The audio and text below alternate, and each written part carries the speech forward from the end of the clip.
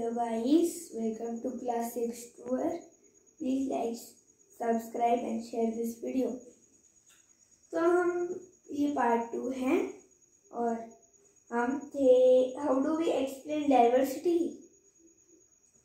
ये important topic है, इसको आपको लर्न करना पड़ेगा. जितना भी लंबा है ये आपको सारे याद करना पड़ेगा. ये क्वेश्चन इम्पोर्टेंट है, इससे पास हो जाएगा एग्जाम में, इतना हो सकता है. A little more than 200 years ago, long before the train, aeroplane, bus or car became part of our lives. मतलब 200 साल से थोड़ा सा पहले जाओ, एक ऐसी जिंदगी ना जहाँ गाड़ी, ऑटो रिक्शा, प्लेन, एरोप्लेन कुछ होता ही नहीं था.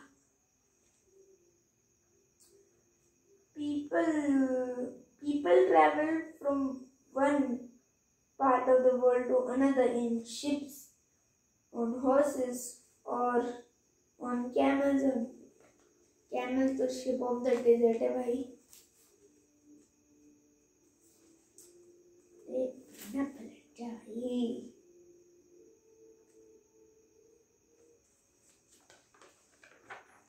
यहाँ साइंस वाइंस में भाई में एसएसटी पढ़ाना है उसे.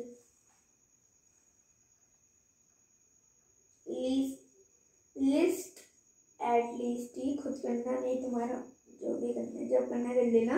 इम्पोर्टेंट क्वेश्चन है ये. Often they search of lands और new places to settle in.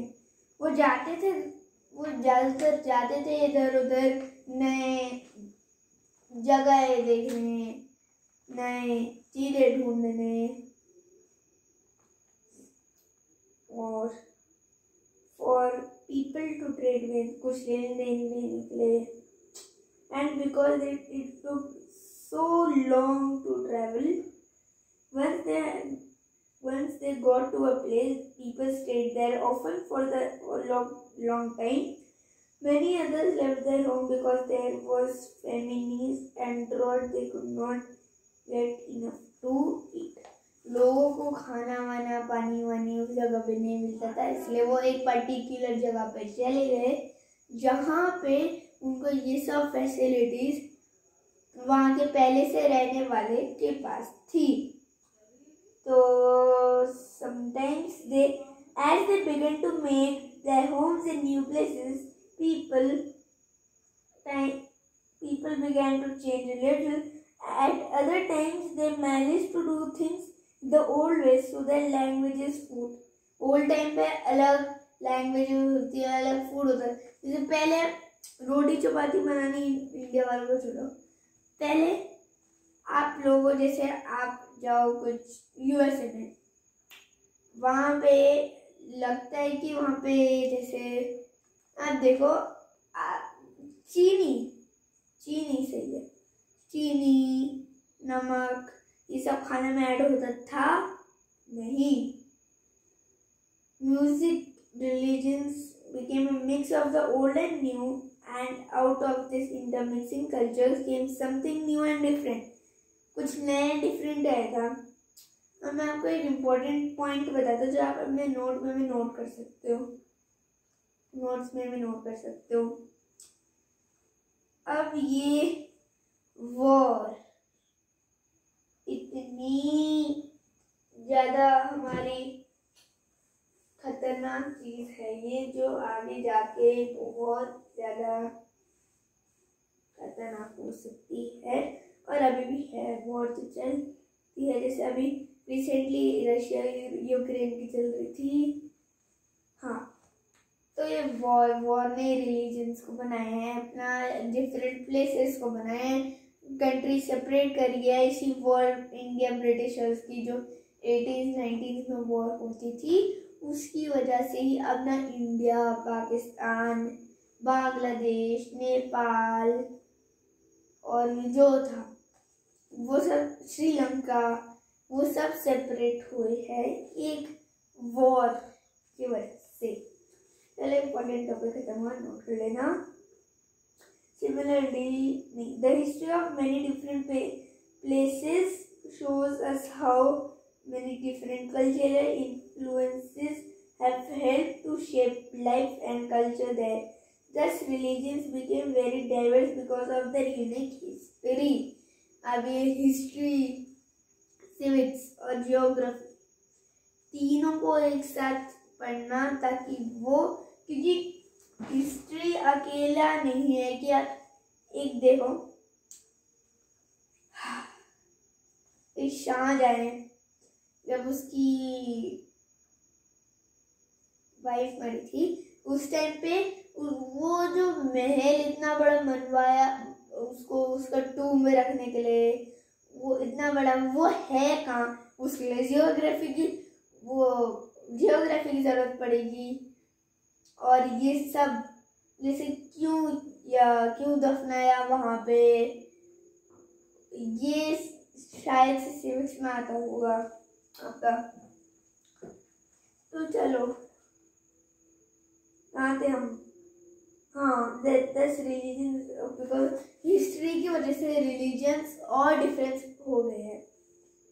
Difference से बड़ा डिफरेंट बोला। Similarly, diversity also comes about when people adapt their lives to the geographical area in which they live. For example, living near the sea is quite different from living a mountainous area. जैसे आप यहाँ भीमताल आ लो और एक आप भीमताल में हो, एक आप कहीं कोटा में हो, एक आप कहीं चंबल में। चंबल एक नदी है जहाँ पर फिर मनोज कुमार शर्मा ये सारे है। उधर एक नदी है, जैसे आप देखो एक गंगा नदी, एक आप गंगा नदी के बगल में, एकदम ही बगल में रहो, एक आप पहाड़ों में आके रहो,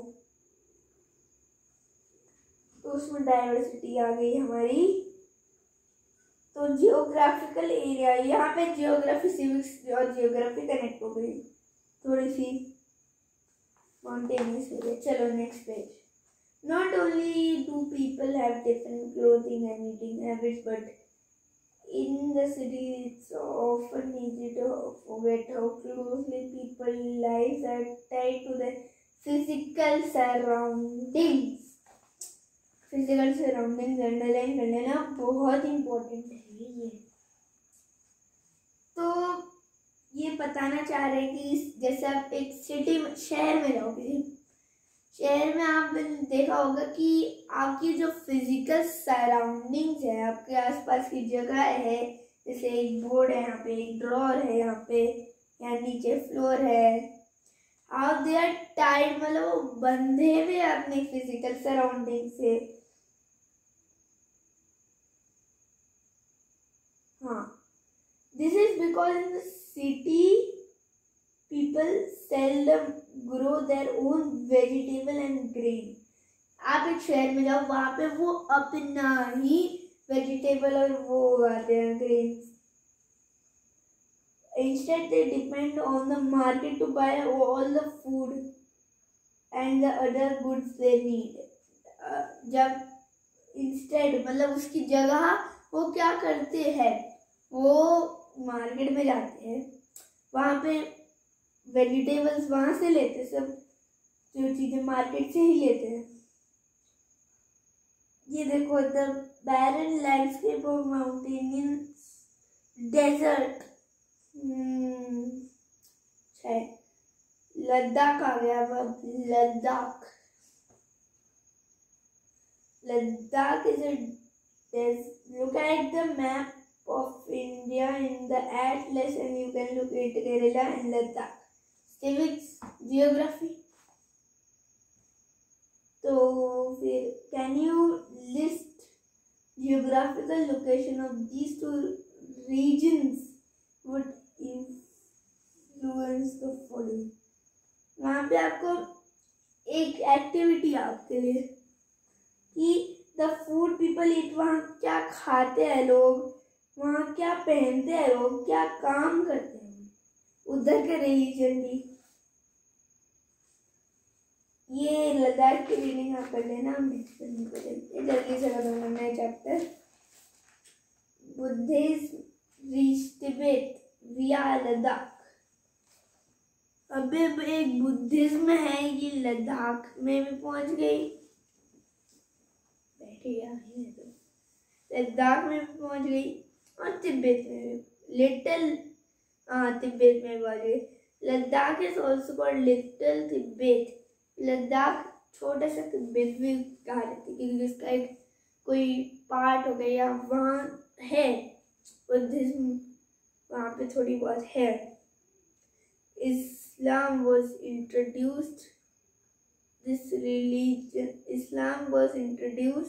in this region more than 400 years ago, and there is a significant Muslim population here. Ladakh has a very rich oral tradition of songs and poems. अब आप वहाँ पे इस्लाम मतलब मुस्लिम वहाँ पे 400-500 साल पहले से इंट्रोड्यूस हो रखा था, तो वहाँ पे वो ये भी बता रहे हैं उधर का लद्दाख का ट्रेडिशन है ऑफ सॉन्ग्स एंड पोएम्स। वहाँ गाना शायरियाँ करना लोगों को बहुत पसंद है, वहाँ का एक ट्रेडिशन है, वहाँ का कल्चर है। Local versions of the Tibetan national epic Kesar Saga are performed and sung by both Muslims and Buddhists। दोनों से ये एक केसर सागा गाया जाता है। आपको अंडरलाइन कर लेना, केसर सागा। केरला आ गए, अब हम गोल घूम के यहाँ पे आपको एक चाइनीज फिशिंग नेट्स को तो छोड़ो, उसके नीचे एक वो दिख रही होगी हाउस बोट, एक हाउस बोट है वहाँ पे, क्योंकि एक वहाँ का कल्चर है, ट्रेडिशन है उस टाइम पे। अभी देखो, रुको रुको रुको रुको, चाइनीज फिशिंग नेट्स के जस्ट नीचे एक जो पैराग्राफ है, an attractive place for traders, Kerala it is spice that made this region an attractive place for traders. Traders के लिए एक ऐसे पॉइंट बन गया जहाँ उनको अच्छा पैसा वैसा मिलता है। अब आप देखो, द बोट रेस इज, चलो उससे पहले Jewish and Arab traders were first to come here। Jewish and Arab traders, मतलब Jewish is almost like German लोग Jewish होते हैं। The Arab traders जो दुबई से आते हैं, अल्लाह भी करते हैं। The apostle of Christ, Sir Thomas, is believed to come here nearly 2000 years ago, and he is credited bringing Christianity to India। ऐसे जो है सेंट थॉमस इंडिया में रिलीजन क्रिश्चियनिटी लाए, इसलिए यहाँ पे आपको कुछ स्कूल्स होंगे जिनमें जीसस क्राइस्ट की फोटो या चर्चेस वर्चेस ये सब ये लाया Saint Thomas. Many Arab traders also came and settled down here। Ibn Battuta, who settled down here,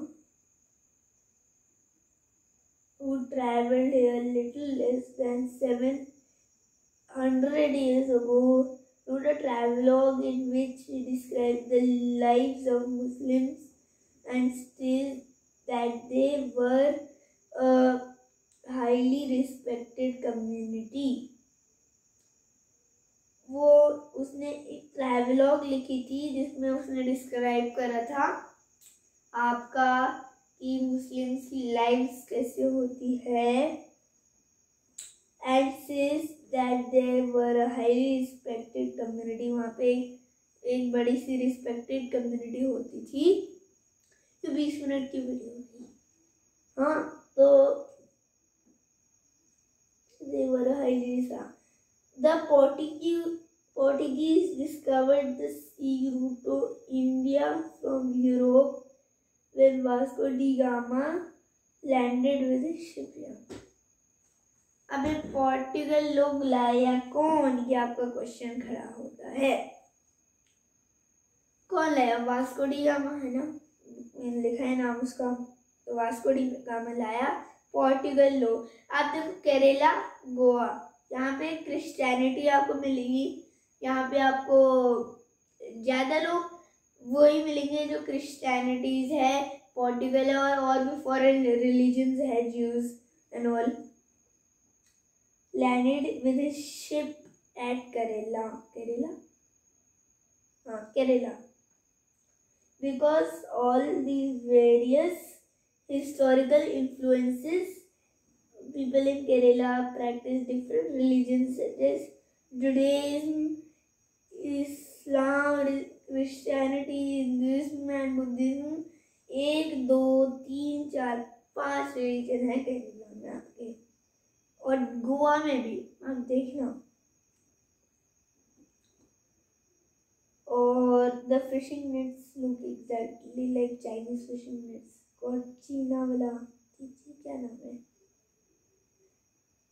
और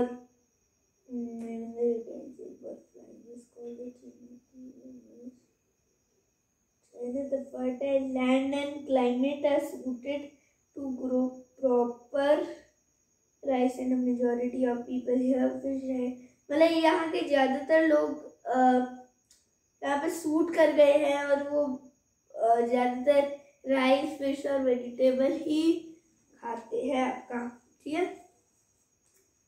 अब ये ओणम फेस्टिवल, इसको आप बहुत हो सकते हैं, या आपके लिए थोड़ी इंटरेस्टिंग हो सकती है, सिविक्स जो लोग पढ़ते हैं उनके लिए।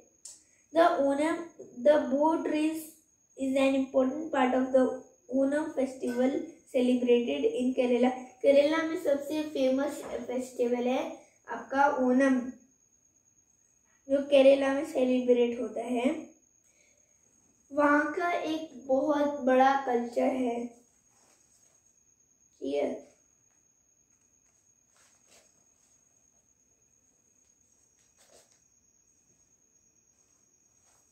हाँ, तो while Kerala and Ladakh are quite different, यार लद्दाख भी आ गया, very good. Unity and diversity पे आ जाते हैं अब हम। आपको 2 मिनट में निपटा देंगे जल्दी से। India's diversity have always been recognized as a source of its strength. When the British ruled India, women and men from different cultural, religion backgrounds came together oppose them। मतलब सारे रिलीजन एक साथ Britishers को oppose करने के लिए आए थे। तो यूनिटी इन डाइवर्सिटी, यूनिटी क्या होती है? आपकी यूनिटी होती है जब ज़्यादातर लोग एक साथ आ जाते हैं। अब यूनिटी में क्या डाइवर्सिटी होती है? Religions, race and all. उसमें India's freedom movement had thousands of people from different backgrounds in it. They worked together to decide joint actions, and they went to jail together, and they found different ways to oppose the। मतलब वो अलग अलग unity में एक diversity होता है कि एक बंदा एक चीज में माहिर होता है, इसलिए वो एक ही चीज को करेगा। Don't forget the day. अरे